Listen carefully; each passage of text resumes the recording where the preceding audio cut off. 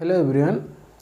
तो अभी तक हमारा जो रिवीजन सीरीज चल रहा है मैकेनिक्स का, वहाँ पर 3 लेक्चर हो गया है। ठीक है, हम फर्स्ट 3 लेक्चर में जो हमारा काइनेमेटिक्स एंड प्रोजेक्टाइल उसको रिवाइज कर लिए।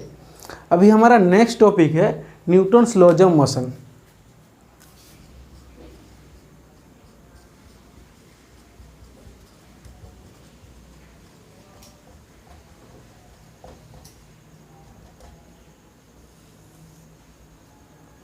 ठीक है, अभी हमारा जो नेक्स्ट टॉपिक है न्यूटन्स लॉज ऑफ मोशन है। ठीक है, यहाँ पर हम क्या करेंगे, थोड़ा आपको ओवरव्यू दे रहा हूँ। हम पूरा डिटेल्स में नहीं जाएंगे क्योंकि डिटेल्स में जाना आपका जेईई मेंस का सिलेबस हो गया।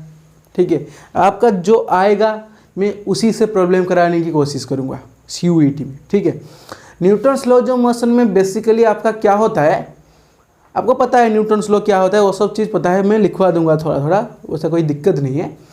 पर हम क्या करेंगे आप देख लीजिए। हम इसमें पहले डायनामिक्स अंडर ए फोर्स, जैसे आप इंटीग्रेट करके जो निकालते हैं, ठीक है, उसका कैलकुलेशन करेंगे, थोड़ा प्रॉब्लम कर लेंगे। नेक्स्ट सर्कुलर मोशन का थोड़ा प्रॉब्लम कर लेंगे, थोड़ा ब्लॉक डायग्राम का प्रॉब्लम कर लेंगे, थोड़ा स्प्रिंग फोर्स का प्रॉब्लम कर लेंगे। ठीक है, इस तरह का सभी एस्पेक्ट जितना न्यूटन्स लॉज ऑफ मोशन में क्वेश्चन आ रहा है अभी तक एंट्रेंस में, ठीक है, वहाँ से सभी एस्पेक्ट्स को हम फुल कर लेंगे। थोड़ा कॉन्सेप्ट क्वेश्चन, थोड़ा कॉन्सेप्ट और क्वेश्चन, ऐसे करके न्यूटन्स लॉज ऑफ मोशन खत्म करना है हमको। हमारा सिंपल टारगेट है न्यूटन्स लॉज ऑफ मोशन को प्रॉब्लमेटिक वे में ख़त्म करना है। हम ज़्यादा डिटेल्स में नहीं जाएंगे, कैसे फ्री बॉडी ड्रॉ करते हैं, हम हमको डगवा रहे हैं। एक लेक्चर चल रहा है सिर्फ फ्री बॉडी डायग्राम ड्रॉ करने में, इतना डिटेल्स में हम नहीं जा रहे हैं। अगर जाने लगेंगे तो बहुत टाइम चला जाएगा। फिर भी अगर आपको प्रॉब्लम हो रहा है आप कमेंट करिए, ये मेरा गारंटी है। मैं सिर्फ आप लोगों के लिए, कैसे क्या कोई भी प्रॉब्लम हो, मैं आप लोगों के लिए ज़रूरी मैं कर दूंगा, कोई दिक्कत नहीं है। ज़रूरी मैं और एक लेक्चर अपलोड करके जो भी आपका दिक्कत हो रहा है किसी भी टॉपिक में, जैसे आपको मैं फार्मूला लिखवा दे रहा हूँ, ठीक है, और मैं फार्मूला अप्लाई कर लिया प्रॉब्लम में, तो फार्मूला कहाँ से आया, या वो फार्मूला कैसे अप्लाई हुआ, या थोड़ा कंसेप्ट कैसे आया, आपको पता नहीं चला है, अगर पहले से पता नहीं है तो प्लीज़ कमेंट करिएगा। ये मेरा गारंटी है, मैं आपके लिए नया लेक्चर बनाऊँगा और यहाँ पर अपलोड करूँगा। ठीक है, कोई दिक्कत नहीं है उसमें। ठीक है, तो नेक्स्ट चलते हैं हमारा Newton's laws of motion. Newton's laws of motion में क्या होता है, हमारा first law, second law, third law. तो फर्स्ट लॉ क्या होता है, इनर्शिया ऑफ मोशन। आपको ये सब चीज पता है। फर्स्ट लॉ क्या है, इनर्शिया ऑफ मोशन। ठीक है, सेकेंड लॉ क्या है, जब फोर्स होता है वो चेंज इन मोमेंटम होता है। जब फोर्स होता है वो क्या होता है, change in momentum, dp by dt। p क्या है, लीनियर मोमेंटम। लीनियर मोमेंटम क्या है, mv बाई dt। ठीक है, तो इसको डेरिवेटिव कर लेते हैं, m dv by dt plus v dm by dt। ठीक है, अगर कोई भी मोशन में मास कांस्टेंट हो गया, ठीक है, तो dm बाई dt जीरो हो गया। अगर मास कांस्टेंट हो गया तो dm बाई dt क्या होगा, जीरो हो जाएगा। बचा क्या, am dv by dt। dv by dt क्या होता है, acceleration. So force is equal to mass into acceleration, हमको पता चल गया, कोई दिक्कत नहीं है। जो थर्ड लॉ होता है आपको पता है, F1 equal to minus F of 2n। Simply लिख लेते हैं, ज़्यादा डिटेल्स में हमको नहीं जाना है, हमको प्रॉब्लम के ऊपर फोकस करके रहना है। सिंपल वे है हमारा। ठीक है, आपको पता है F1 equal to minus F of 2n। इतना ही था न्यूटन्स लॉज ऑफ मोशन का मेन कॉन्सेप्ट। आपको ये चीज़ पता रहना चाहिए क्योंकि न्यूटन्स लॉज ऑफ मोशन का जितना कॉन्सेप्ट है ये तीनों लॉ पर बेस्ड होता है। जितना भी आगे फॉर्मूला देखेंगे वो सब यहीं से डिराइव होता है, और आपको ये तीनों को अप्लाई करना आना चाहिए इन माई अकॉर्डिंग अच्छे से। ऐसे नहीं कि आप सिर्फ याद करके छोड़ दे रहे हैं, इसको अप्लाई कैसे करेंगे प्रॉब्लम में, इसको आना चाहिए। फिर और एक पॉइंट है न्यूटन्स लॉ मोशन में क्या होता है, कोई भी फोर्स अगर लग रहा है हमारे यूनिवर्स में, ठीक है, कोई भी फोर्स लग रहा है हमारे मैकेनिकल सिस्टम में, तो क्या होता है, ये तीनों जो कंडीशन है यहाँ पर वो तीनों कंडीशन फुलफिल करता है। पर क्या होता है, वो जो थर्ड लॉ है ना, न्यूटन्स थर्ड लॉ, ये कहाँ पर वैलिड नहीं होता? ये मैग्नेटिक फोर्स के, जब मैग्नेटिक फोर्स कोई भी बॉडी के ऊपर लगता है वहाँ पर न्यूटन्स थर्ड लॉ वैलिड नहीं होता। तो इस पॉइंट को लिख ले रहे हैं हम, थोड़ा सा आ सकता है, Newton's third law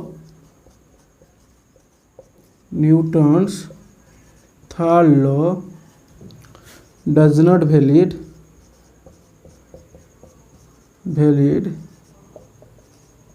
in case of magnetic force।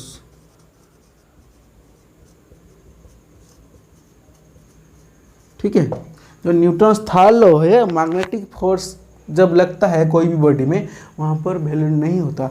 आपने अभी कभी सुना है कि कोई भी रॉड एक पॉइंट पर, ठीक है, कोई भी वायर पर करंट आई जा रहा है, ड्यू टू दिस करंट कोई भी पॉइंट पर एक मैग्नेटिक फील्ड, एक मैग्नेटिक फोर्स जनरेट हो गया, या कोई भी वायर पर एक मैग्नेटिक फोर्स जनरेट हो गया, वो वायर भी इस करंट के ऊपर एक मैग्नेटिक फोर्स जनरेट कर सकता है कि वायर के वजह से और एक वायर पर मैग्नेटिक फोर्स जनरेट हो गया, उस वायर भी, नेक्स्ट वायर भी इसके ऊपर मैग्नेटिक फोर्स जनरेट करता है। ऐसे कभी आप नहीं सुने होंगे। ठीक है, यहाँ पर क्या होता है, न्यूटन्स का जो थर्ड लॉ है और मैग्नेटिक फोर्स के करीब इनवैलिड हो जाता है। ठीक है, नेक्स्ट क्वेश्चन है, सॉरी, जो नेक्स्ट पॉइंट है हमारा, नेक्स्ट हम डायोड प्रॉब्लम को हम अप्रोच करेंगे। ठीक है, आपने सब लिख लिया होगा, सिंपली हमारा प्रॉब्लम इम्पोर्टेंट है, उसको हम देखेंगे। ठीक है, पहला है जो हमारा पहला प्रॉब्लम का जो ये है क्या, जो पहला प्रॉब्लम का हमारा जो हेडिंग है वो क्या है, डायनामिक्स अंडर ए ड्रैग फोर्स। डायनामिक्स अंडर ए ड्रैग फोर्स। ठीक है, अगर आपने पढ़ा होगा तो पढ़ा होगा, नहीं पढ़ा होगा तो मैं यहाँ पर आपको क्वेश्चन करवा दे रहा हूँ, आपको सब समझ में आ जाएगा। ठीक है, चलिए शुरू करते हैं। डायनामिक्स अंडर ए ड्रैग फोर्स जो पहला पॉइंट है, इसके बाद हम सर्कुलर मोशन के बारे में पढ़ेंगे, उसके बाद नेक्स्ट हम चलते रहेंगे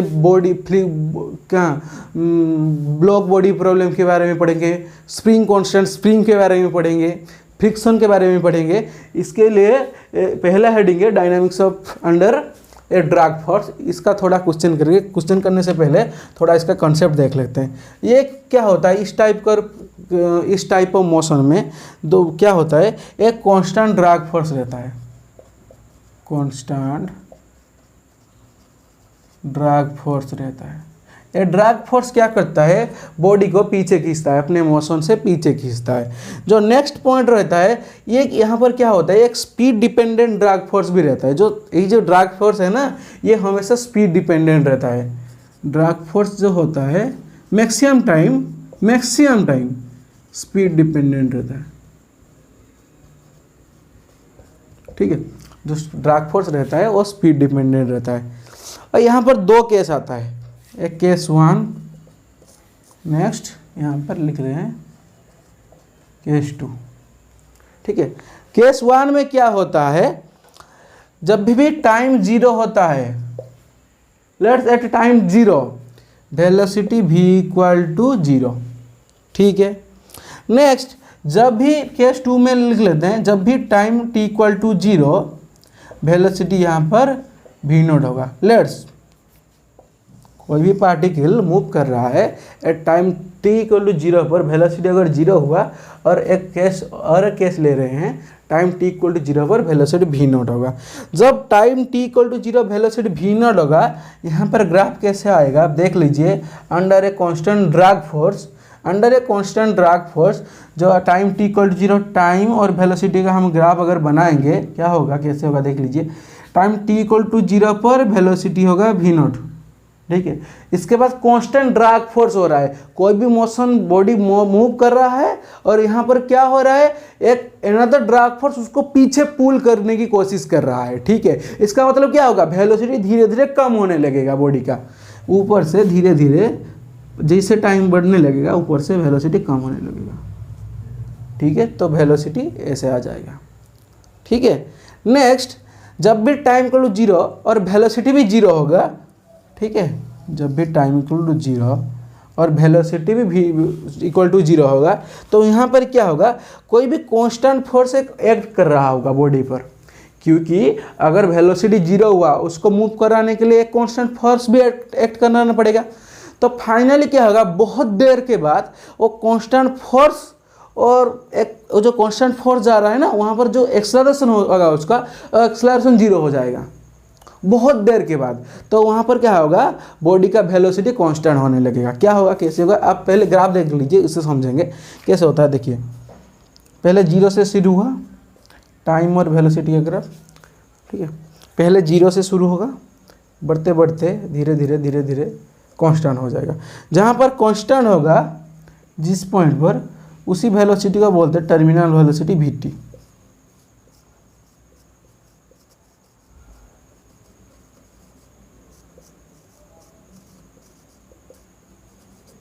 उसी पॉइंट को बोलते हैं टर्मिनल वेलोसिटी vt, देख लीजिए, ठीक है।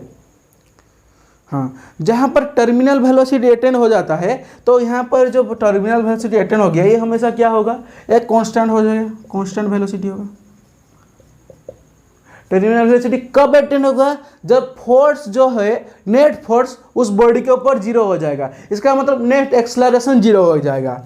यहाँ पर जब टर्मिनल वेलोसिटी अटेन होगा, वहाँ पर एक्सेलरेशन भी क्या होगा, 0 हो जाएगा, क्योंकि एफ नेट भी 0 हो जाता है उस टाइम पर, नेट फोर्स भी 0 हो जाता है। क्या होता है, देख लीजिए ग्राफ को, जब भी ग्राफ में वेलोसिटी क्या हुआ, at time T equal to velocity 0 था, ठीक है। क्या हुआ नेक्स्ट, धीरे धीरे वेलोसिटी इंक्रीज करते गया, बहुत टाइम के बाद क्या हुआ, धीरे धीरे धीरे धीरे कांस्टेंट होने लगा बॉडी का मूवमेंट, ठीक है। बॉडी का मूवमेंट जब कांस्टेंट हो गया, तो उस टाइम पर जो वेलोसिटी अटेन किया बॉडी, उसको भी टर्मिनल बोलते हैं, टर्मिनल वेलोसिटी। और वो क्या है, vt इक्वल कांस्टेंट। वेलोसिटी कब कांस्टेंट होता है, जब एक्सेलरेशन 0 हो जाता है, उसी टाइम पर एक्सेलरेशन 0 हो जाता है। और उसी टाइम पर क्यों एक्सेलरेशन 0 होता है, क्योंकि एफ नेट जो नेट फोर्स बॉडी के ऊपर लगता है बहुत टाइम के बाद, वो फोर्स भी 0 हो जाता है। तो बॉडी का ग्राफ ऐसे आता है। आप थोड़ा देख लीजिए, स्क्रीन से ले लीजिए, बहुत इंपॉर्टेंट कॉन्सेप्ट है, देख लीजिएगा। अगर टर्मिनल वेलोसिटी क्वेश्चन आता है, मैक्सिमम चांस है ये सब ग्राफ पूछ लेगा। आपको पता है जाम में ये सब ग्राफ ऑलरेडी पूछ चुका है, जाम में यही ग्राफ शायद, ये ग्राफ शायद पूछ चुका है, आप देख लीजिएगा। हाँ, ये ग्राफ पूछ चुका है, ठीक है। नेक्स्ट चलते हैं हम क्वेश्चन पर। एक बहुत इंपॉर्टेंट क्वेश्चन, दो क्वेश्चन करवा दूंगा, आपका कंसेप्ट क्लियर हो जाएगा।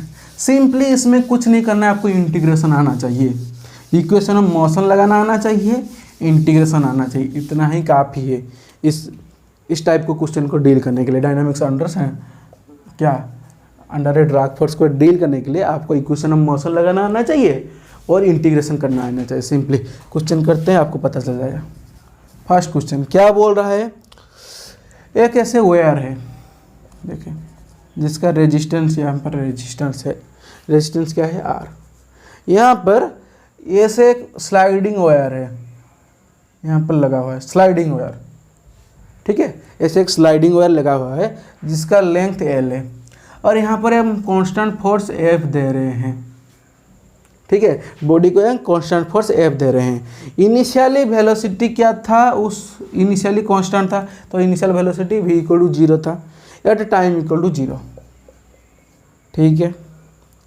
ये तो फिक्स हो गया। और यहाँ पर क्या बोल रहा है, एक मैग्नेटिक फील्ड ऊपर की तरफ है, आउटवर्ड डायरेक्शन में मैग्नेटिक फील्ड है। तो क्या बोल रहा है, in figures on in this figure A calculate terminal velocity,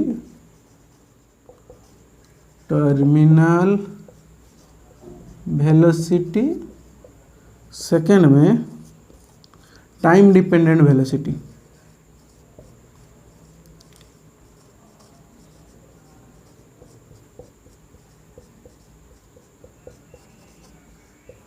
क्या पूछ रहा है, दो चीज़ कैलकुलेट करने के लिए बोल रहा है इस टाइम पर।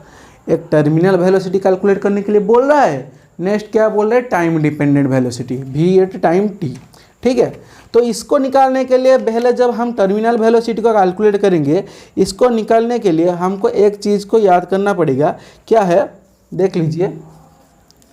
हमको पता है टर्मिनल वेलोसिटी हम कब निकालेंगे, अभी आपको बताया है मैंने। टर्मिनल वेलोसिटी कब अराइज होगा, जब एक्सेलरेशन जीरो हो जाएगा। एक्सेलरेशन कब जीरो होगा, जब नेट फोर्स जीरो हो जाएगा, सिंपली। तो यहाँ पर कौन सा फोर्स लग रहा है, एफ एक इधर लग रहा है।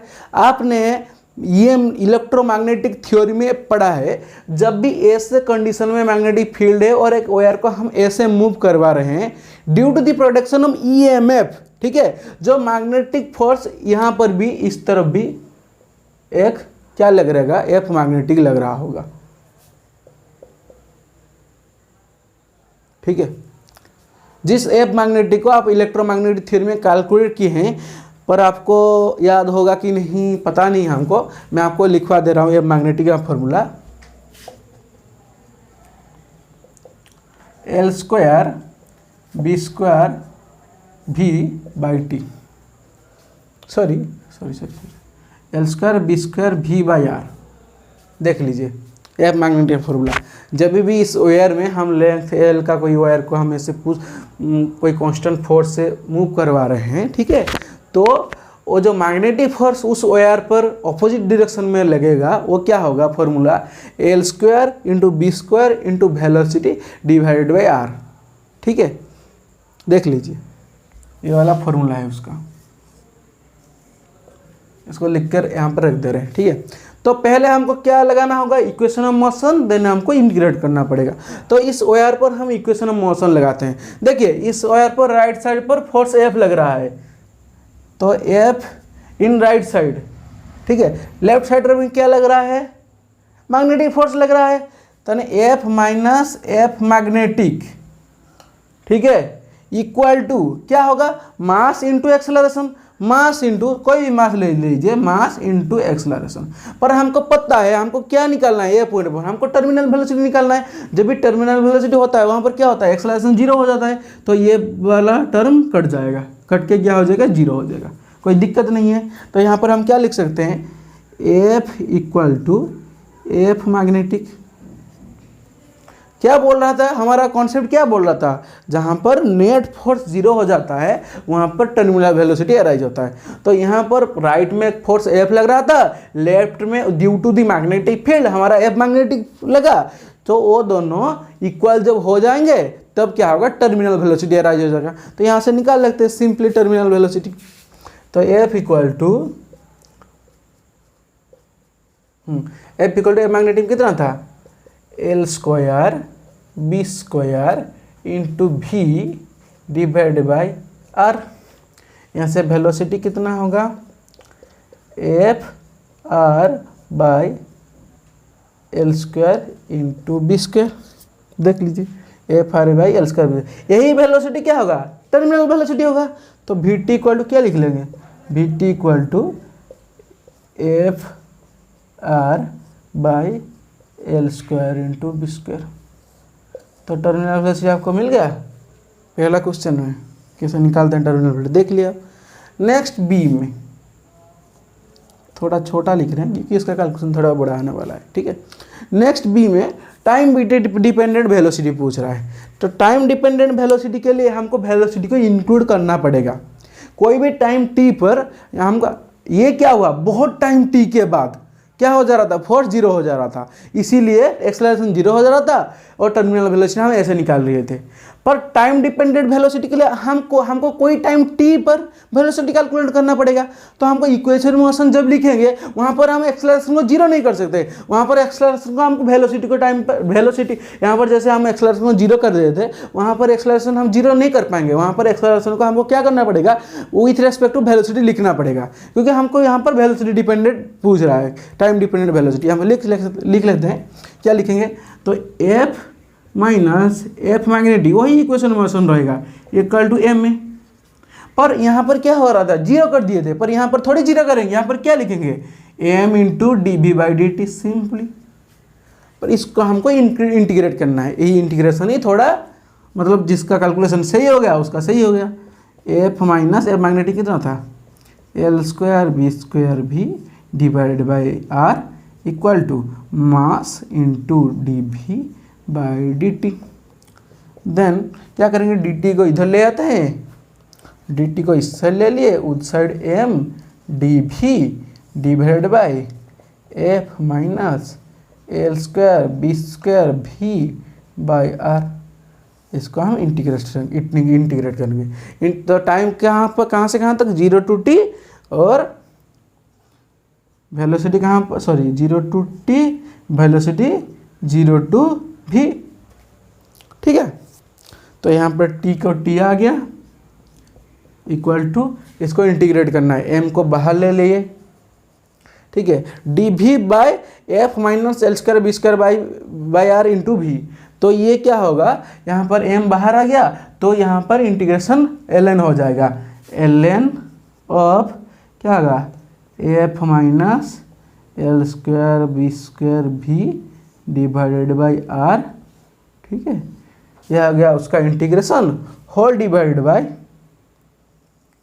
बाय भी के साथ जो मल्टीप्लाई होकर रहता है उसको डिवाइड कर देते ना, minus L square B square by R from, इसका लिमिट कहाँ से कहाँ तक पुट करना है, फ्रॉम 0 to v। देख लीजिए, यहाँ को आपको पुट कर देंगे, पहले v को पुट करेंगे, नेक्स्ट v की जगह पर 0 को पुट कर देंगे।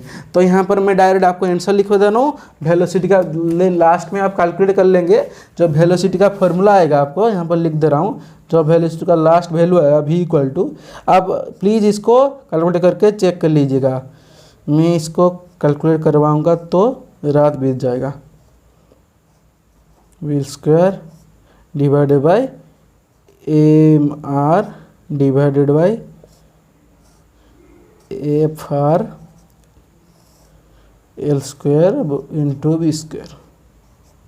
देख लीजिए फॉर्मूला तो नहीं, आपको कैलकुलेशन करना चाहिए। देख लीजिए यहाँ पर कैलकुलेट करके क्या आएगा, v equal to 1 minus E to the power minus T into L square B square divided by M R whole into F R divided by L square B square. आपको सिर्फ लिमिट पुट करना आना चाहिए, ये सब भी अगर मैं सिखाने लगूंगा तो बहुत लेट हो जाएगा, आपका कोर्स भी कंप्लीट नहीं होगा। प्लीज़ अगर कोई भी दिक्कत है पूछिएगा, कॉन्सेप्ट में कोई दिक्कत है तो पूछिएगा, चीज़ें सिंपल है, आपको सिंपली चीज़ों को डील करना आना चाहिए। यहाँ पर हम कुछ नहीं किए, सिंपली हम सिर्फ क्या किए, इंटीग्रेशन करके क्वेश्चन सॉल्व किए। नेक्स्ट और एक क्वेश्चन करते हैं तो हमारा चीज़ें सिंपल हो जाएगा। यहाँ पर इतने तक आप कर लिए होंगे तो हमारा एक अच्छा क्वेश्चन कंप्लीट हो गया। देखिए आप बोलेंगे कि हम आपको ज़्यादा हार्ड क्वेश्चन क्यों करवा रहे हैं, सिंपली सीयूईटी में तो इतना हार्ड आ सकता है कि नहीं, इसका हमको पता नहीं है, आप क्यों करवा रहे हैं। हम इसीलिए करवा रहे हैं क्योंकि आपको प्रैक्टिस रहना चाहिए। अगर आपको ये सब क्वेश्चन प्रैक्टिस हो गया ना, सिंपल क्वेश्चन तो आप ऐसे ही निकाल लेंगे। आप सिंपल क्वेश्चन प्रैक्टिस करने लगेंगे, आपका कंसेप्ट क्लियर नहीं होगा और एग्जाम में जाकर वो सिंपल क्वेश्चन भी गलत करके आएंगे। क्योंकि देख लीजिए एक बात तो गारंटी है, आप सिर्फ अगर प्रीवियस ईयर क्वेश्चन करके चले गए, ठीक है, आपको कॉन्सेप्ट नहीं पता, आंसर देख के कहीं यहीं से वहीं से रट के प्रीवियस ईयर क्वेश्चन चले गए, वैसा सिलेक्शन नहीं होता। प्रीवियस ईयर क्वेश्चन का करने की ये मतलब प्रीवियस ईयर क्वेश्चन कैसे किया जाता है, एक क्वेश्चन 1 नंबर का क्वेश्चन देखिए, ठीक है, let's F equal to M A का क्वेश्चन आया तो आप वहाँ पर सॉल्व कर लिए, और आपको F equal to M A चारों तरफ लगाना आना चाहिए। प्रीवियस ईयर क्वेश्चन का मतलब यही है, जो भी कॉन्सेप्ट वहाँ पर यूज हो रहा है प्रीवियस ईयर में, उसको आपको हर जगह पर आना चाहिए लगाना। इसलिए मैं क्या करता हूँ, पहले आपको थोड़ा सा एग्जाम्पल दे के पूरा रिविजन करवा दे रहा हूँ, उसके बाद एक दिन पकड़ेंगे, जितना सीयूटी में प्रीवियस ईयर क्वेश्चन था उसको खत्म कर लेंगे। हमारा सिंपल लॉजिक है, ठीक है। क्योंकि अभी अगर आपको हम आपको क्वेश्चन नहीं प्रैक्टिस करा के डायरेक्ट वो से प्रैक्टिस करवा देंगे तो सही नहीं रहेगा। प्रीवियस ईयर सिर्फ करना है तो आप खुद भी कर लेंगे अभी भी, ठीक है। तो चलते हैं नेक्स्ट क्वेश्चन। नेक्स्ट क्वेश्चन क्या है, a particle of mass M, a particle of mass m is dropped from height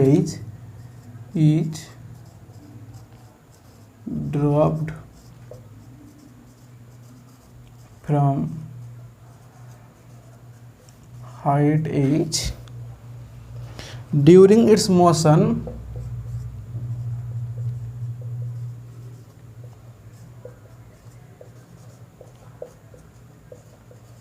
during its motion it is acted upon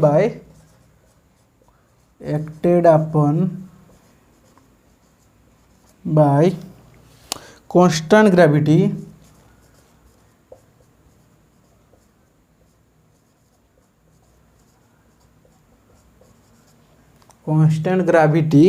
G and drag force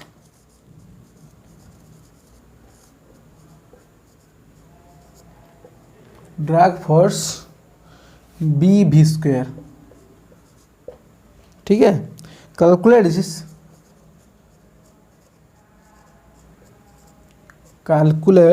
its speed near the floor, its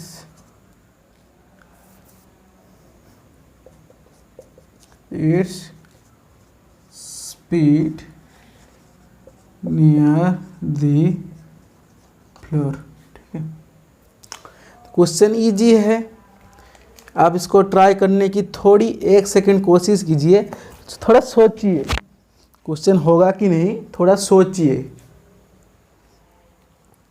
I think ink थोड़ा ख़त्म हो गया है, थोड़ा हम change कर लेते हैं। अब तब तक थोड़ा 2 मिनट सोच लीजिए, ठीक है।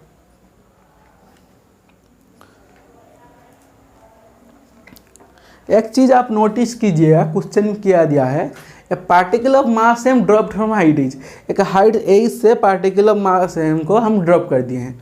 देख लीजिए, थोड़ा सा फिगर करवा दे रहा हूँ। एक हाइट ए से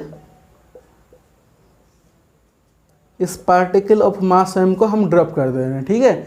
during its motion its acted upon by a constant gravity G, constant gravity पूरा जी लग रहा है मास के ऊपर, and a drag force BV square. ठीक है, कोई ड्रैग फोर्स BV स्क्वायर भी उसको ऊपर लग रहा है।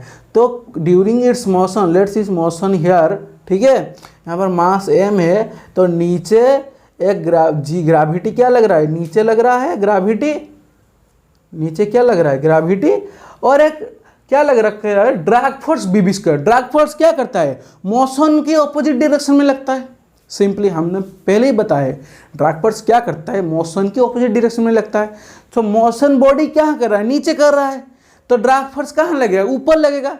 तो यहाँ पर ऊपर क्या लग रहा है, drag force B × V square. ठीक है, नीचे लग रहा है ग्रेविटी, सब ग्रेविटी की वजह से जो फोर्स लगेगा नीचे क्या लगेगा mg, ऊपर क्या लग रहा है BV स्क्वायर। तो क्या बोला है, calculates its speed near the floor, इस पॉइंट पर जो यहाँ पर नियर द फ्लोर, इस पॉइंट पर वेलोसिटी कितना होगा, सो स्पीड कितना होगा। सिंपली हमको क्वेश्चन यही दिया है, कोई दिक्कत नहीं है आपको क्वेश्चन समझ में। शुरू करते हैं आंसर सॉल्यूशन। ठीक है, सॉल्यूशन में क्या होगा देख लीजिए। हमको क्या पता है, पहले हमको इक्वेशन ऑफ मोशन लिखना आना चाहिए। तो इक्वेशन मोशन कैसे लिखेंगे, जो यहाँ पर हम फ्री बॉडी डायग्राम के हैं, इसी से हम इक्वेशन ऑफ मोशन लिखने की कोशिश करेंगे। तो नीचे कौन सा फोर्स लग रहा है mg, माइनस कितना फोर्स माइनस हो रहा है, ऊपर कितना लग रहा है BV square, equal to mass into acceleration, mass into acceleration. यहाँ पर एक चीज़ हम आपको नोट करवा के लिख दे रहे हैं, इसीलिए हमको क्वेश्चन करवा रहे थे, क्योंकि जितना टाइप का क्वेश्चन आएगा नोट इतना आएगा। जब भी हमको यहाँ पर आप देख लीजिए, हमको यहाँ पर हमको क्या चाहिए, एक हाइट ऊपर से नीचे फेंक दे रहे हैं, हमको हाइट दे दिया है, वेलोसिटी चाहिए एट लोअर पॉइंट। तो हमको हाइट दे दिया है, वेलोसिटी पूछ रहा है, तो हमको डिस्टेंस और वेलोसिटी के बीच में एक रिलेशन चाहिए। जब भी टाइम और वेलोसिटी के बीच में रिलेशन चाहिए, वहाँ पर तो हम एक्सेलरेशन को dv/dt लिख दे रहे थे, पर हम अगर अभी एक्सेलरेशन को dv/dt लिख दिए तो क्या करेंगे, dv तो आ गया, पर उसको इंटीग्रेट करना पड़ेगा विथ रेस्पेक्ट टू dt। यहाँ पर हम dv/dt लिख दिए, ठीक है, तो dt को यहाँ पर मल्टीप्लाई करना पड़ेगा इस साइड आके। तो अगर मल्टीप्लाई यहाँ पर कर दिए तो dt कहाँ से इंटीग्रेट होगा, dt थोड़ी इंटीग्रेट हो सकता है, ये तो यहाँ पर तो v है। तो हमको एक्सेलरेशन को किस टाइप को लिखना है, इस तरह से लिखना है जैसे हाइट और वेलोसिटी के बीच में एक रिलेशन आ जाए। तो यहाँ हमको नोट करवा के लिख दे रहे हैं, एक्सेलरेशन का दो फॉर्मूला होता है। एक होता है क्या है, dv/dt, ठीक है। नेक्स्ट होता है एक्सेलरेशन का फॉर्मूला, जब भी हम डिस्टेंस के अकॉर्डिंग टू डिस्टेंस लिखना चाहिए, क्या होगा, v dv/dx, देख लीजिए ये दो फॉर्मूला होता है, ठीक है। ये कैसा है, यहीं से आया, देखिए करवा दे रहा हूँ आपको, देखिए एक्सेलरेशन इक्वल टू dv/dt, यही था ना, यही था, ठीक है। यहाँ से क्या करेंगे, हम ऊपर एक dx मल्टीप्लाई करेंगे, नीचे एक dx मल्टीप्लाई करेंगे, ठीक है। तो ये dx ये dt मिलके क्या हो जाएगा, वेलोसिटी हो जाएगा। तो ये dx और ये dt मिलके वेलोसिटी हो गया, बचा क्या, dv/dx। तो सब चीज आपस में इंटरलिंक्ड है सिंपली, ठीक है। तो यहाँ पर हमको हाइट और वेलोसिटी के बीच में रिलेशन चाहिए था, इसलिए हम क्या करेंगे, ये वाला फॉर्मूला पुट करेंगे, ना कि ये वाला फॉर्मूला। तो क्या करेंगे, mv dv/dx, ठीक है। किसी को ना समझ में आई प्लीज़ बोलिएगा। तो सिंपली हमको क्या करना है, इंटीग्रेशन। तो dx को इस साइड ले रहे हैं, इंटीग्रेशन करेंगे v dv/mg - b/v²। dx कितना है, हाइट 0 से आ रहा है as height, total height, total distance cover कर रहा है 0 से, टोटल हाइट एज कवर कर रहा है ना। इसके बाद वेलोसिटी लिखने से पहले जब भी हम इसको इंटीग्रेट करेंगे, इसको थोड़ी हम डायरेक्ट इंटीग्रेट कर सकते हैं, इसको तो हम डायरेक्ट इंटीग्रेट नहीं कर सकते ना। इसको इंटीग्रेट करने के लिए हम क्या करेंगे, इस टाइप का इंटीग्रेशन हमको पता होगा, हम ये इस टाइप यहाँ पर लिख रहे हैं इंटीग्रेशन, इसको इंटीग्रेट करने के लिए, ठीक है। क्या करेंगे, mg - bv² को हम p ले लेंगे, कोई भी अनदर फंक्शन p ले लेंगे, ठीक है। तो क्या होगा, -2bv, इसको डेरिवेटिव कर लेते हैं, -2bv dv = dp, ठीक है। तो इसको यहाँ पर लिखेंगे, v dv = कितना होगा, dp/-2b, देख लीजिए, v dv = dp - -2b। तो यहाँ पर हाइट एज इक्वल टू कितना आया, इंटीग्रेशन v dv कितना है, dp/-2b whole divide by mg - bv² को क्या ले लेते, p, ठीक है। तो यहाँ पर -1/2b बाहर निकल गया, बचा क्या, dp/p, ठीक है। यहाँ पर बचा क्या, dp/p। देन dp को हम क्या लिख सकते हैं, यहाँ से लिख रहे हैं -1/2b, इसका इंटीग्रेशन क्या होगा, ln p, p की जगह पर क्या लिखेंगे, mg - bv², ln mg - bv²। हुई, उसके बाद उसका लिमिट तो पड़ेगा ना, तो लिमिट क्या लिख लेंगे, 0 to b, सिंपली। कोई दिक्कत है, कोई दिक्कत है तो सिर्फ कैलकुलेशन करवा रहे हूँ, कॉन्सेप्ट तो खत्म हो गया यहीं पर, कॉन्सेप्ट तो जहाँ पर इतना था यहीं पर कॉन्सेप्ट खत्म हो गया। ये तो सिर्फ कैलकुलेशन है, ये तो लगाना आपको आना ही चाहिए, सिंपली आपको ये सब कैलकुलेशन खुद करना चाहिए, ठीक है। यहाँ पर लास्ट में जाओ, यहाँ पर आप v को एक बार v पुट कर देंगे, नेक्स्ट एक बार 0 पुट कर देंगे, जो कैलकुलेट करके लास्ट आंसर आपका आ जाएगा, वेलोसिटी कितना आ जाएगा। इसके बाद यहाँ से वेलोसिटी निकालेंगे, वेलोसिटी कितना आएगा, mg/b, मैं आपको डायरेक्ट लिख दे रहा हूँ, mg/b × 1 - e⁻⁻² -2bh divide by m का होल रूट होगा, ठीक है। ये मैंने कैलकुलेट किया था, अगर कोई दिक्कत होगा तो पूछिएगा, शायद मैं भी गलत हो सकता हूँ, हमको भी पता नहीं है आंसर क्या है। देख लीजिए, ये हो सकता है ये भी आंसर हो, देख लीजिए, स्क्रीनशॉट ले लीजिए, आपकी मर्जी कोई भी हो, जो मन में आए कर लीजिए, ठीक है। देख लीजिए, तो हमको पता चल गया क्या हो रहा है यहाँ पर, जो सॉरी गाइज, जो ड्रैग फोर्स के रिलेटेड जो भी कॉन्सेप्ट था, इतना ही कॉन्सेप्ट था। आपको सिर्फ अभी इक्वेशन ऑफ मोशन लिखना आना चाहिए और ड्रैग फोर्स में कैसे हम इंटीग्रेट करते हैं उसको आना चाहिए। यहाँ पर वेलोसिटी v एक बार पुट कर देंगे, 0 एक बार पुट कर देंगे और सिर्फ इंटीग्रेशन लगा रहे हैं। यहाँ पर मैं आपको इंटीग्रेशन थोड़ी सिखाऊंगा, इंटीग्रेशन आपको सबको पता है। जस्ट इंटीग्रेट करके कैलकुलेट कर लीजिएगा प्लीज़। कोई भी दिक्कत हो प्लीज़ कमेंट में पूछिएगा। सॉरी गाइज, एक सेकंड पानी पी लेते हैं हम।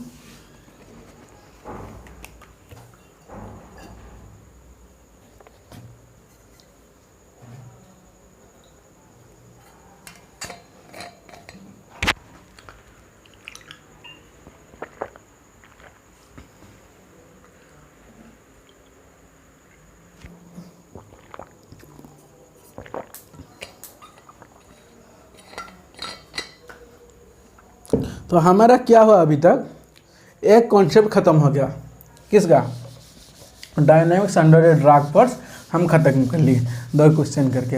ये जो 2 क्वेश्चन करवा रहा हूँ, आप सोचिएगा बात कि 2 ही क्वेश्चन करवा रहा हूँ, इसमें बहुत ज़्यादा कॉन्सेप्ट है। आप ये 2 क्वेश्चन को अच्छे से प्रैक्टिस कर लीजिएगा। कोई अगर प्रैक्टिस किया होगा तो बहुत अच्छा है, नहीं किया होगा तो प्लीज़ कर लीजिएगा। क्वेश्चन इंपॉर्टेंट है और इससे ज़्यादा हार्ड क्वेश्चन CUT में कभी नहीं पूछेगा, ये हम गारंटी लेते हैं। अगर पूछ लिया आपका सिलेक्शन हम करवा देंगे, ठीक है। इससे हार्ड क्वेश्चन नहीं पूछेगा। नेक्स्ट हमारा कॉन्सेप्ट है सर्कुलर मोशन का।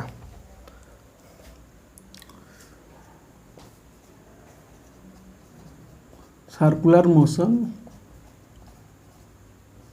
हम पहले भी सर्कुलर मोशन पढ़ चुके हैं, यहाँ पर भी पढ़ेंगे, पर according to Newton's laws of motion, ठीक है। तो न्यूटन्स लॉज ऑफ मोशन में हमको उससे पहले थोड़ा रिवाइंड कर दे रहे हैं, रिवाइंड, ठीक है। कोई भी बॉडी अगर सर्कुलर मोशन में मूव कर रहा है ऐसे, ठीक है, कोई भी body circular motion velocity v से, कोई टेंजेंशियल वेलोसिटी v से मूव कर रहा है, इसका रेडियल कोऑर्डिनेट ये वाला होगा r, इस डायरेक्शन में रेडियल कोऑर्डिनेट डायरेक्शन में ये वाला होगा, ठीक है। इस डायरेक्शन में r क्या होगा, ठीक है। तो यहाँ पर a acceleration AR equal to क्या होता है, माइनस v²/r, ठीक है। v equal to omega r equal to minus ω²r, radial coordinate of acceleration. Then tangential coordinate of acceleration क्या होता है, AT equal to alpha R भी होता है। अल्फा क्या है, एंगुलर एक्सलरेशन। अल्फा क्या होता है, एंगुलर एक्सलरेशन, इक्वल टू क्या होता है, dv/dt, ठीक है। ये जो वेलोसिटी टेंजेंशियल वेलोसिटी v, या क्या होता है, ओमेगा r। ये अगर रेडियस r हुआ, v क्या होता है, ओमेगा r, ठीक है, कोई दिक्कत नहीं है। और टोटल एक्सलेशन क्या होता है, ए टेंजेंशियल का स्क्वायर प्लस ए रेडियल का स्क्वायर का रूट होगा, कोई दिक्कत नहीं है। ये बहुत इंपॉर्टेंट कॉन्सेप्ट है सर्कुलर मोशन में, ठीक है। इसके बाद जो क्वेश्चन करवाऊंगा सर्कुलर मोशन में बहुत इंपॉर्टेंट है with respect to Newton's laws of motion, बहुत इंपॉर्टेंट है, ठीक है। नेक्स्ट हम अभी तक हम ये सब पढ़ चुके थे, कहाँ पर, काइनेमेटिक्स में। नेक्स्ट हम with respect to Newton's laws of motion circular motion को डील करने लगेंगे। अभी चलिए डील करते हैं। कुछ आपको पॉइंट लिखवा रहा हूँ, उसके बाद हम सर्कुलर मोशन की प्रॉब्लम को जंप करेंगे। पहला पॉइंट क्या है सर्कुलर मोशन सॉल्व करने के लिए, जो पहला पॉइंट है क्या है, जब भी आप सर्कुलर मोशन प्रॉब्लम सॉल्व कीजिएगा तो यहाँ पर क्या करिएगा, सेंटर होता है ना, जो सेंटर का आप ओरिजिन लीजिएगा। तो क्या पॉइंट है, take centre of circle as origin, centre of circle as origin, ठीक है। तो सेंटर ऑफ सर्किल को हमको ओरिजिन लेना पड़ेगा, ठीक है। नेक्स्ट पॉइंट क्या है, पोजीशन वेक्टर को हमको डिफाइन करना पड़ेगा। Define the position vector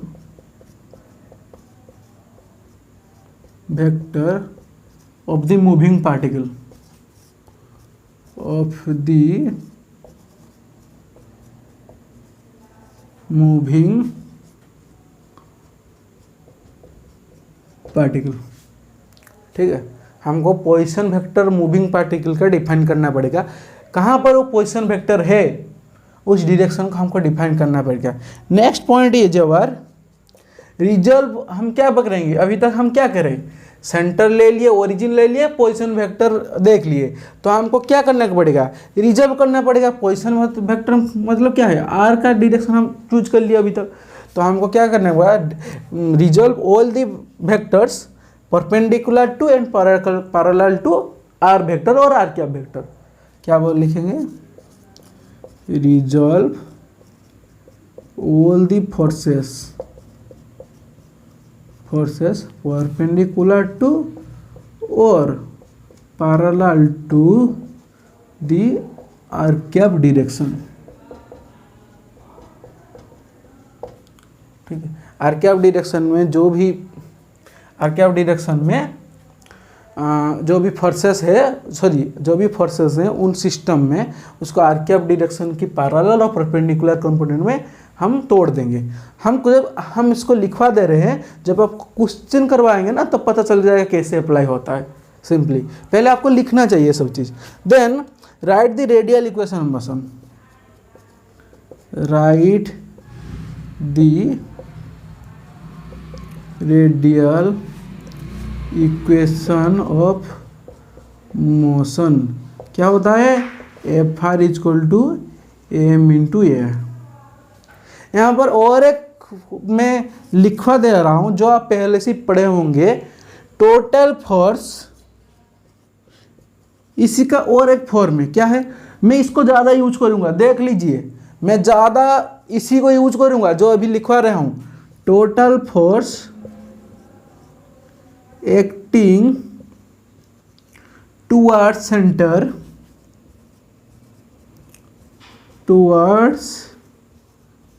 centre equal to M V square by R, और वी इक्वल टू और ओमेगा आर पुट कर दिया, क्या होगा, M omega square into R. मैं ये वाला ज़्यादा यूज करूँगा क्योंकि देख लेना, मैं जब क्वेश्चन अगर करवाऊँगा आपको इसके बाद तो आप देख लीजिएगा, इस वाले कंपोनेंट को, इस वाले इक्वेशन को यूज करने से पहले इसको यूज करके देख लेंगे, ये ज़्यादा यूजफुल रहेगा, क्योंकि वहाँ पर आपको जो डायरेक्शन है वहाँ पर कंफ्यूज नहीं होगा। ये वाला डायरेक्शन क्या होगा, जितना फोर्स टुवर्ड्स सेंटर होगा उतना equal to M omega square होगा। यार हम दोनों से करवा देंगे, इसमें कोई दिक्कत नहीं, हम दोनों से करवा देंगे, उसमें कोई दिक्कत नहीं। नेक्स्ट पॉइंट इज और इन हॉरिजॉन्टल सर्किल, ये कोई भी सर्किल हो सकता है, but in horizontal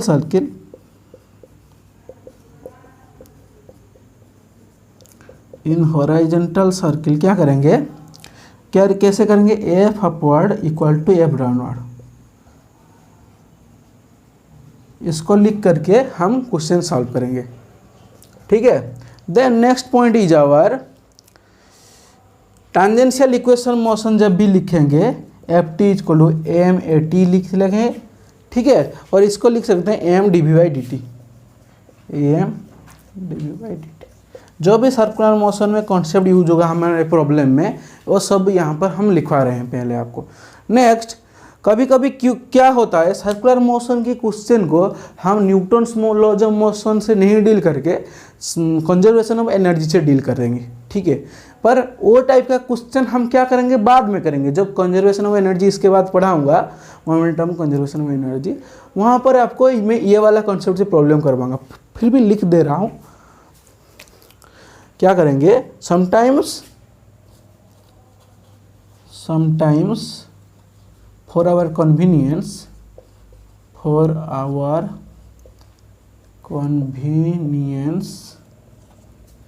we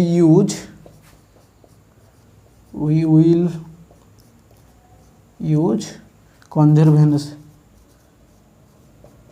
conservation laws. क्या करेंगे, समटाइम हमारे इजी के लिए हम कंजर्वेशन लॉ को यूज करेंगे। Next point is our, sorry guys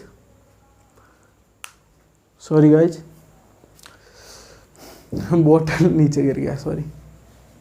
ठीक है, समटाइम्स उसके बाद हम क्या करेंगे, जो सर्कुलर मोशन होता है, कभी भी अगर एक्सटेंडेड बॉडी का सर्कुलर मोशन होता है तो हम किस पॉइंट को लेके हम एक्सटेंडेड बॉडी का सर्कुलर मोशन डील करेंगे, उसकी सेंटर ऑफ मास को यहाँ पर लिखवा दे रहा हूँ।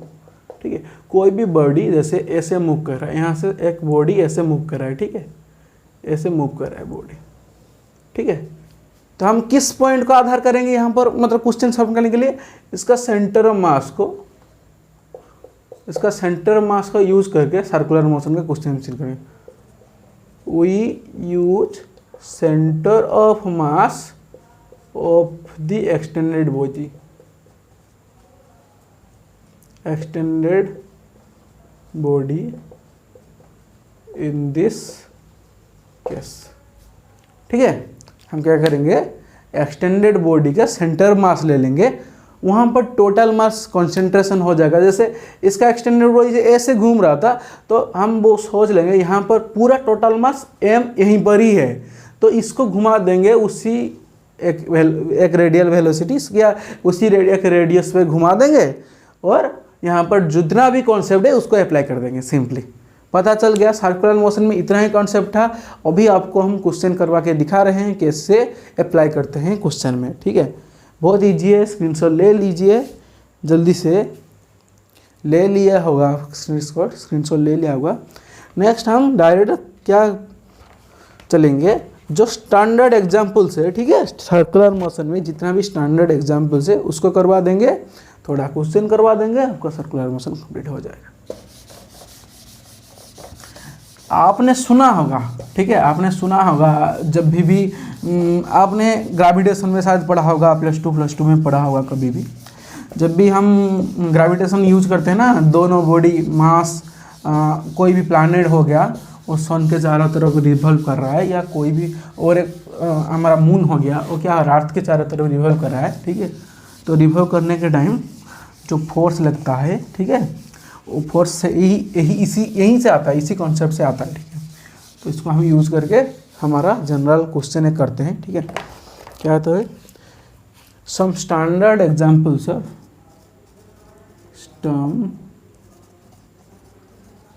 स्टैंडर्ड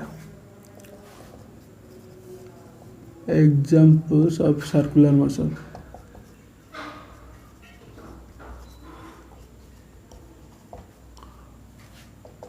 ठीक है, कुछ स्टैंडर्ड एग्जाम्पल देख लेते हैं सर्कुलर मोशन का। पहला क्या है, orbital motion of an object under A gravitational force. पहला क्या है, orbital motion of A object under A gravitational force. ठीक है, ठीक है, देख लीजिए, हम क्या करेंगे, एक orbital motion of a body एक ग्रेविटेशनल फोर्स के अंडर में सर्कुलर मोशन की कॉन्सेप्ट अप्लाई करने की कोशिश करेंगे।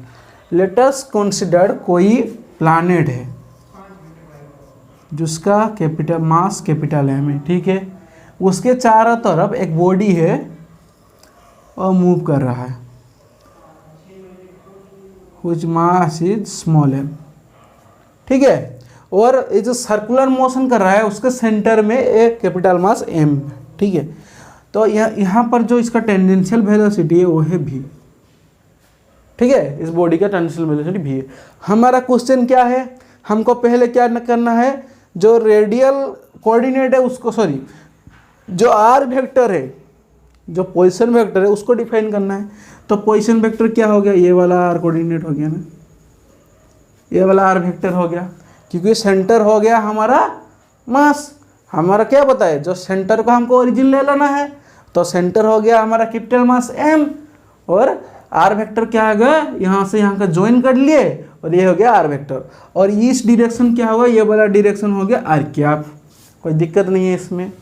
उसके बाद हमको क्या पता है, हमको यहाँ पर इक्वेशन ऑफ मोशन लिखना है। तो इक्वेशन ऑफ मोशन क्या लिखेंगे, यहाँ पर और एक ये दिया है, mass is very very greater than small m। ठीक है, जो कैपिटल में एम है very very greater then some में, ठीक है। और ये क्या आ रहा है, रेस्ट में रह रहा है हमेशा अभी, ठीक है। तो हमको कॉन्सेप्ट क्या पता है, total force towards centre equal to M V square by R, हमने आपको लिखवाया था, देख लीजिए ब्रैकेट में, total force towards centre equal to M V square by R. तो total force towards centre, centre की टुवर्ड्स सेंटर क्या फोर्स लग रहा है, देख लीजिए, कोई भी मास, अगर कोई भी मास दोनों के अंदर दोनों सेलेस्टियल बॉडी है, दोनों क्या हैं, दोनों ग्रेविटेशनल पावर करके रख रहे हैं, दोनों का ग्रेविटेशनल फोर्स है, इसलिए दोनों अट्रैक्ट कर रहे हैं।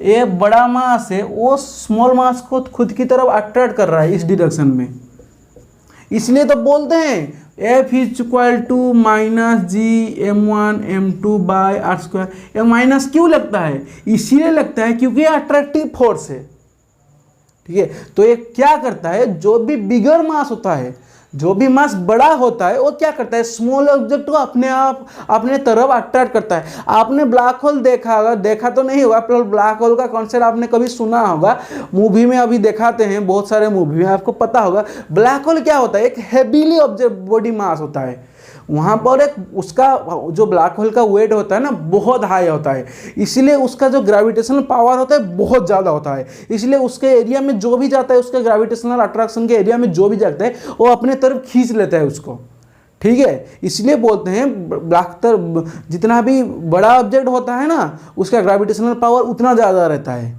ठीक है। तो ये क्या करेगा, ये अपने तरफ इसको खींचेगा, कितने फोर्स में खींच देगा, GM small m divided by R square,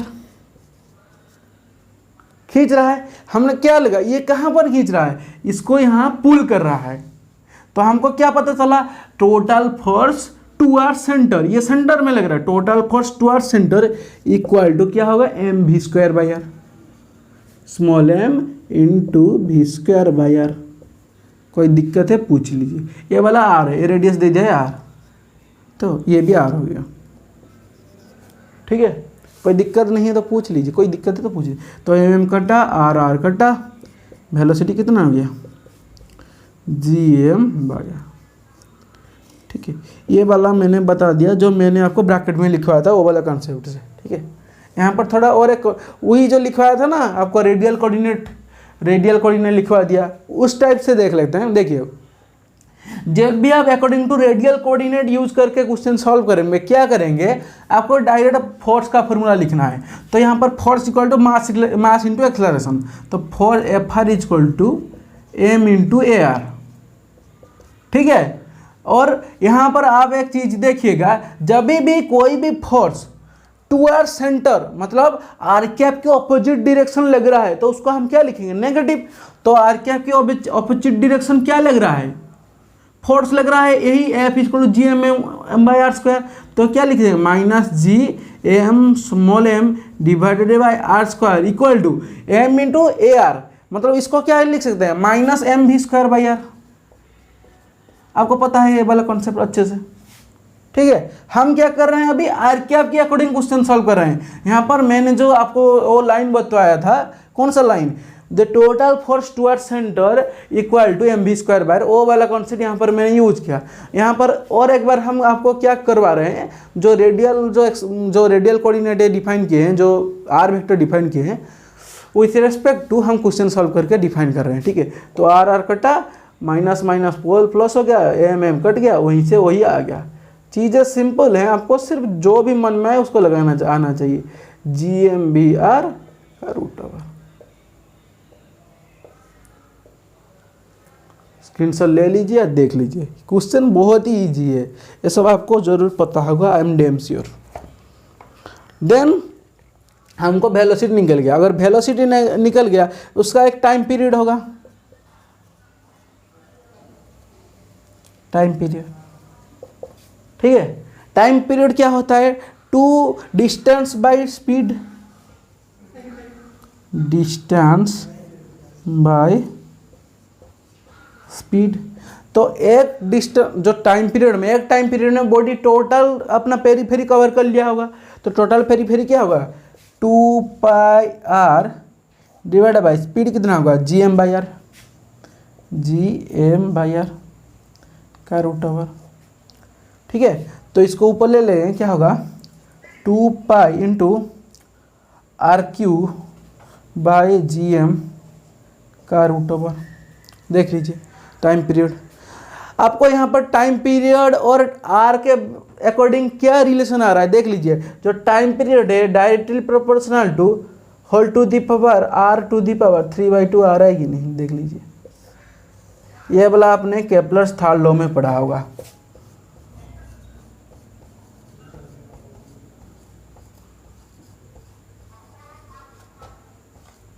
ठीक है, ये वाला आपने केपलर्स थर्ड लॉ में पढ़ा होगा। थोड़ा नीचे एडजस्ट कर लीजिएगा।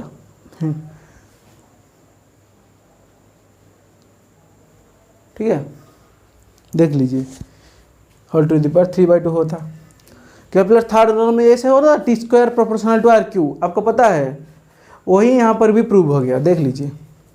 ठीक है, देन यहाँ पर आप देख लिए कि कोई भी एक बॉडी जब भी मूव कर रहा है वैसे, तो कैसे हम क्वेश्चन को यहाँ पर डील करते हैं। नेक्स्ट हम क्या करेंगे, एक बाइनरी स्टार का क्वेश्चन ले लेंगे, डबल स्टार जिसको बाइनरी स्टार बोलते हैं।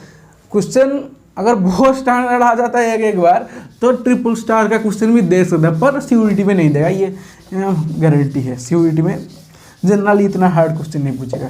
हम बाइनरी स्टार भी कभी पूछ सकता ही नहीं पूछता, हम इसलिए करवा रहे हैं क्योंकि आपका थोड़ा कंसेप्ट मतलब याद होना चाहिए, क्या हो रहा है कैसे हो रहा है। ठीक है, बाइनरी स्टार का एक क्वेश्चन कर लेते हैं जल्दी से।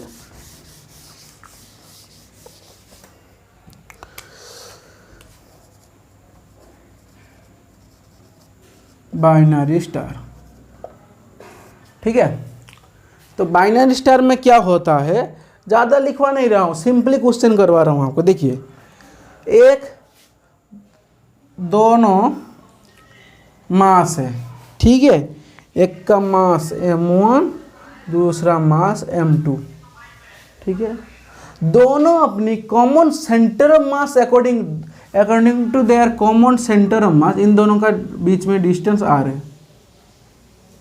ठीक है, तो दोनों क्या कर रहे हैं, अपना जो कॉमन सेंटर ऑफ मास है ना, वो सेंटर ऑफ मास के करीब अपना according to their centre of mass वो घूम रहे हैं। लेट्स इन दोनों का सेंटर ऑफ मास यहाँ हो गया,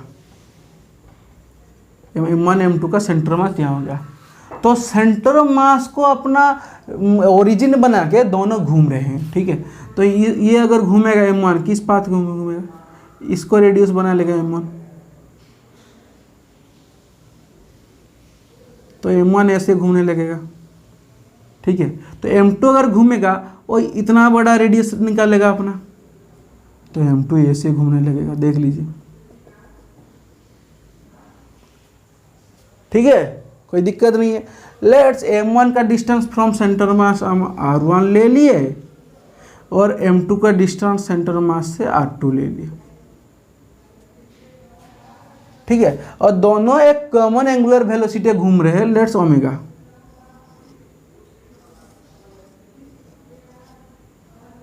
ठीक है, दोनों क्या हो रहे हैं, एक कॉमन एंगुलर वेलोसिटी घूम रहे हैं, दोनों क्या हो रहे हैं, एक कॉमन एंगुलर वेलोसिटी घूम रहे हैं, वो हो गया ओमेगा।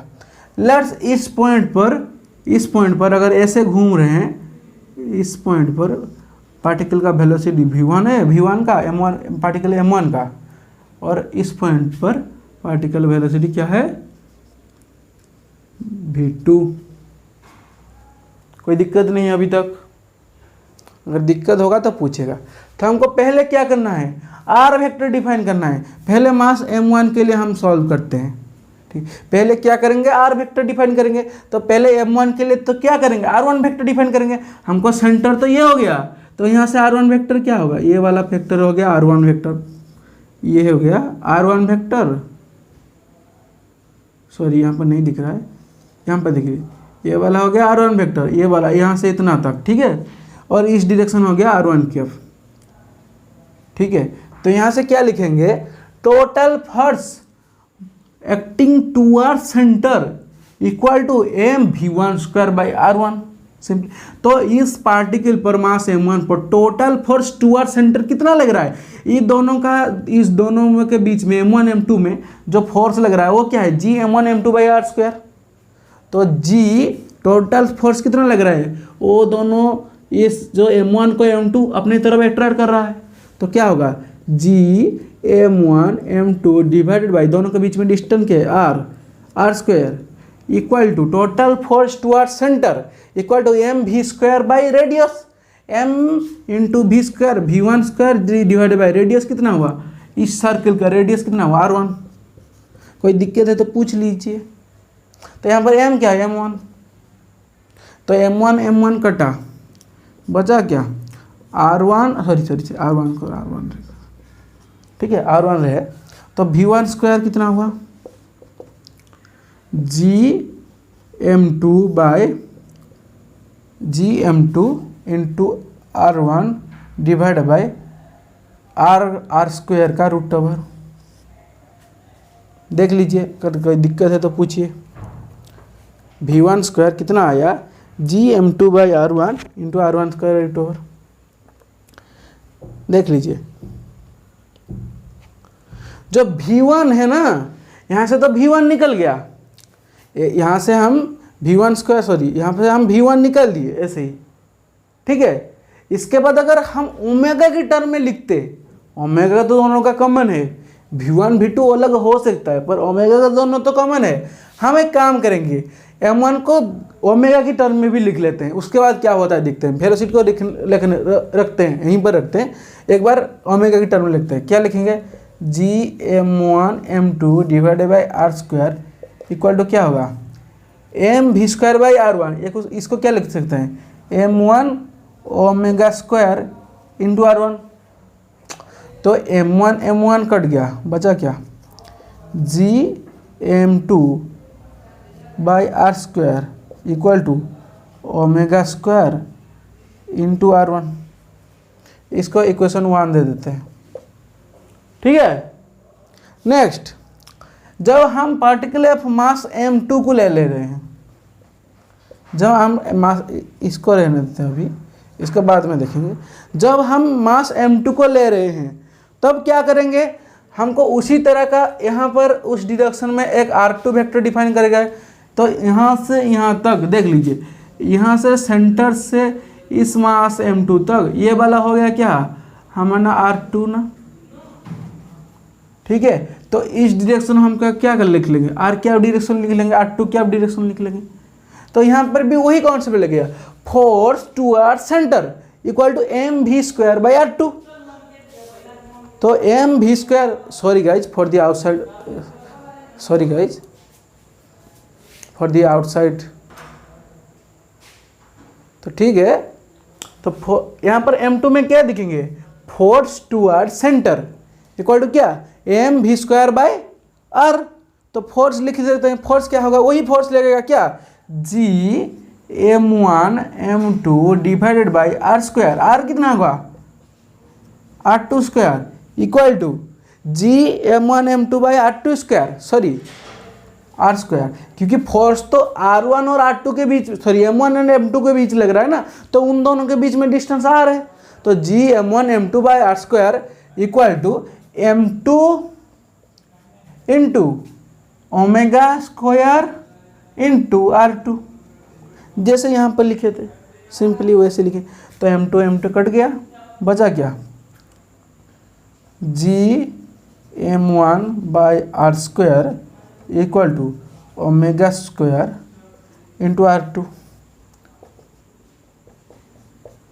ठीक है। हमारे पास दो इक्वेशन आ गया, देख लीजिए। अभी क्या करेंगे, हमको पता है दो इक्वेशन को हम ऐड कर लेंगे।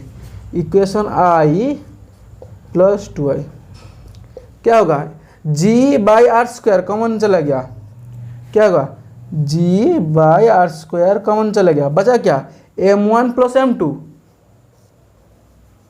M1 प्लस M2, उस तरफ क्या चला गया ओमेगा स्क्वायर कॉमन चला गया, बचा क्या R1 प्लस R2।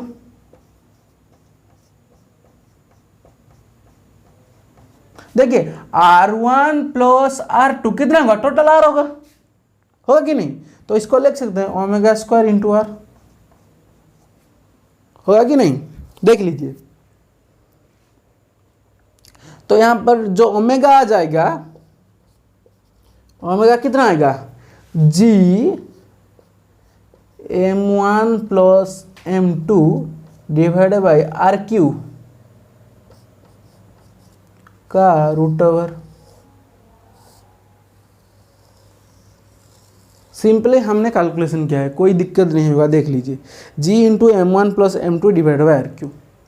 ठीक है, हमारा ओमेगा निकल गया, यहाँ से हम इसको ब्रैकेट में करते हैं। ठीक है, हमारा ओमेगा निकल गया, तो टाइम पीरियड क्या होगा, 2 पाई बाई ओमेगा, होगा कि नहीं? टाइम पीरियड क्या होगा, 2 पाई बाई ओमेगा, तो क्या होगा 2 पाई इंटू आर क्यू और divide by G into m1 plus m2, G into m1 plus m2 का रूट ओवर। ठीक है, कोई दिक्कत है तो बोलिए, कोई दिक्कत नहीं है। ठीक है, तो यहाँ पर भी आप देख सकते हैं जो टाइम पीरियड है वो directly proportional to R cube हो रहा है according to Kepler's third law. ठीक है, तो यहाँ पर हम आपको कुछ इंपॉर्टेंट पॉइंट्स लिखवा दे रहे हैं। देखिए, हम ये वाला इक्वेशन से सब पॉइंट लिखने जा रहे हैं। ठीक है, अभी इस वाले इक्वेशन को, ये सब जो आगे है इसको हम मिटाने जा रहे हैं। देख लीजिए थोड़ा, अभी तक जो भी डेरिवेशन हुआ है, डेरिवेशन, ये सबको डेरिवेशन कभी मत सोचिएगा, ये सब एक तरह की कॉन्सेप्ट है, ये सब कॉन्सेप्ट आपको एग्जाम में लगाना आना चाहिए। अगर नहीं लगा पा रहे हैं आपकी गलती है, क्योंकि ये सबसे ईजीएस्ट कॉन्सेप्ट है इन दी, मतलब अगर न्यूटन्स लॉज ऑफ मोशन में ये आ गया ना तो बहुत चीज़ आपको आने लगेगा। देख लीजिएगा, आप ये सब प्रैक्टिस कीजिए धीरे धीरे, अगर नहीं आ रहा है तो अभी भी टाइम है, प्लीज़ प्रैक्टिस कर लीजिए। ठीक है, इसको भी मिटा दे रहे हैं, ख़त्म करते हैं। हमको 2 इक्वेशन चाहिए ना, इन दोनों इक्वेशन को रखते हैं और सब मिटा देते हैं।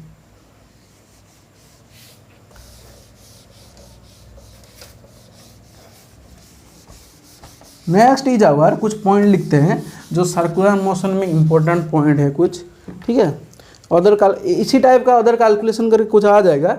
इस टाइप का जब हम कैलकुलेशन करेंगे R1 बाई R2, देखिए इन दोनों को डिवाइड कर लीजिए, R1 बाई R2 तो ओमेगा स्क्वायर कट गया, बचा क्या, GM1 by R square by GM2 by R square, सब कट के क्या हो जाएगा, equal to M2 by M1 हो जाएगा। ठीक है, नेक्स्ट पॉइंट है जो V1 बाई V2। ठीक है, V1 बाई 2 क्या होगा, omega into R1 divided by omega into R2, omega into R1 divide by omega into R2, omega omega cut गया, दोनों तो ओमेगा इक्वल है, तो R1 by R2 equal to क्या हुआ, M2 बाई M1। ये सब डायरेक्ट आ सकता है, बहुत इंपॉर्टेंट चीज़ है कैलकुलेशन ये सब। देन काइनेटिक एनर्जी, ये वाला चीज़ देखिए, ये वाला नेट में डायरेक्ट पूछा था, नेट में डायरेक्ट पूछ रहा है, देख रहे हैं कितना इजी चीज़ है, नेट में पूछ रहे हैं। आपको अगर सिर्फ मतलब इतना कैलकुलेशन याद नहीं, सिर्फ यही जो रिजल्ट लिखवा रहा है यही याद हो गया ना, आपको नेट में नेट क्या गेट में इतना हाई एग्जाम में पूछ रहा है, पर आपको अब लग रहा है ये नेट भी एनटीए कन्वर्ट करवाता है, सीयूईटी भी अभी एनटीए कन्वर्ट करवाने लगेगा, तो पैटर्न वही है। इसलिए हम बोलते हैं जो हम पढ़ा रहे हैं अच्छे से पढ़ लीजिए, V1 by V2 equal to M2 by M1। ठीक है, नेक्स्ट है kinetic energy at 1 equal by kinetic energy by 2 equal to क्या था, half M1 V1 square by half M2 into V2 square, half half कटा, M1 बाई M2 into V1 by V2 का whole square, V1 by V2 equal to क्या, M2 by M1 का whole square. कोई दिक्कत है इसमें, नहीं हुआ ना? तो एक M1 एक से एक M1 कटा, एक M2 से एक M2 कटा, बचा क्या, M2 बाई M1। ठीक है, जब भी kinetic energy at 1 by kinetic energy eight 2 होगा, क्या होगा, M2 बाई M1 होगा। उसी तरह का एंगुलर मोमेंटम, सॉरी पहले मोमेंटम लिखते हैं, P1 बाई P2 इक्वल कितना होगा, M1 V1 by M2 V2, तो M1 बाई M2 तो रहा, इंटू V1 बाई V2 कितना निकला था हमारा, M2 by M1, M2 by M1, तो सब कट गया, बच गया क्या, 1 कांस्टेंट हो गया। तो लीनियर मोमेंटम कांस्टेंट होता है। तो आपको पूछ सकता है एक बाइनरी सिचुएशन में कौन सा टर्म कांस्टेंट रहता है, ऑप्शन दे देगा, एक R radius, mass, velocity, kinetic energy, angular momentum, linear momentum, क्या मार के आएंगे, लीनियर मोमेंटम। सिंपली आपको वहाँ पर ज़्यादा कैलकुलेशन करने की जरूरत ही नहीं है, जो लिखवा ले रहा हूँ, सिंपल क्वेश्चन है, ठीक है। Next angular momentum L1/L2, L1 क्या है, m1 v1 r1 divided by m2 v2 r2 equal to m1/m2 into v1/v2 कितना था, v1/v2 equal to m2/m1, m2/m1 into r1/r2 कितना था, m2/m1, m2/m1। तो कट गया, एक कट गया, बचा कितना, m2/m1, ठीक है। L1/L2 equal to m2/m1। कोई दिक्कत है तो पूछ लीजिए प्लीज़, कि चीज़ें सिंपल हैं, ठीक है। यहाँ पर जो आप पुट करके देख लीजिएगा, और दो लिख दे रहा हूँ, जो R1 R2 जो वहाँ पर लिखे थे ना R1 R2, तो R1 R2 का वैल्यू क्या होगा, लिख दे रहा हूँ यहाँ पर direct, m2 into R divided by m1 plus m2 R1 equal to, वहाँ पर इक्वेशन सॉल्व करके निकाल सकते हैं आप इजीली, हम रिजल्ट लिखवा रहे हैं direct, R2 equal to m1 into R divide by m1 plus m2, ठीक है। डायरेक्ट लिखवा रहा हूँ, आपको ये सब रिजल्ट पता होगा ऑलरेडी शायद, पर ये सब चीज़ आप नोट करवा लीजिएगा, ठीक है। डायरेक्ट आ सकता है कुछ एग्ज़ाम में, पर इम्पोर्टेंट चीज़ है, ठीक है। नेक्स्ट हम चलते हैं, नेक्स्ट हमारा जो टॉपिक है थोड़ा लिख लीजिएगा यहाँ तक। नेक्स्ट हमारा टॉपिक है थोड़ा, हम कैनोनिकल पेंडुलम के बारे में पढ़ लेते हैं, कि वो भी थोड़ा इम्पोर्टेंट है। सब चीज़ थोड़ा थोड़ा इम्पोर्टेंट है, चीज़ें ईजी हैं, आपको सिर्फ लगाना आना चाहिए। आप जम के मेहनत कर लीजिए, CUET में आपका सिलेक्शन रोकने का वाला कोई नहीं होगा, ये हमारा गारंटी है। आपको कोई भी टॉपिक चाहिए आप कमेंट कीजिएगा, हम क्लासिकल के साथ उसको भी शुरू कर देंगे, हमको कोई दिक्कत नहीं है। पर आपको अगर हमारा पढ़ाना थोड़ा भी अच्छा लग रहा है तो प्लीज़ बताइएगा, फीडबैक दीजिएगा प्लीज़, ठीक है। नेक्स्ट हम चलते हैं, अगर ठीक है, आज थोड़ा टाइम भी लेट हो गया है। नेक्स्ट हमारा जो कैनोनिकल पेंडुलम हो गया, सिंपल पेंडुलम हो गया, वो भी बहुत थोड़ा कॉन्सेप्ट है, उसको एक क्लास में ख़त्म कर लेंगे तो हमारा सर्कुलर मोशन का भी कॉन्सेप्ट खत्म हो जाएगा, ठीक है। तो अभी तक रखते हैं, थैंक यू, बाय बाय।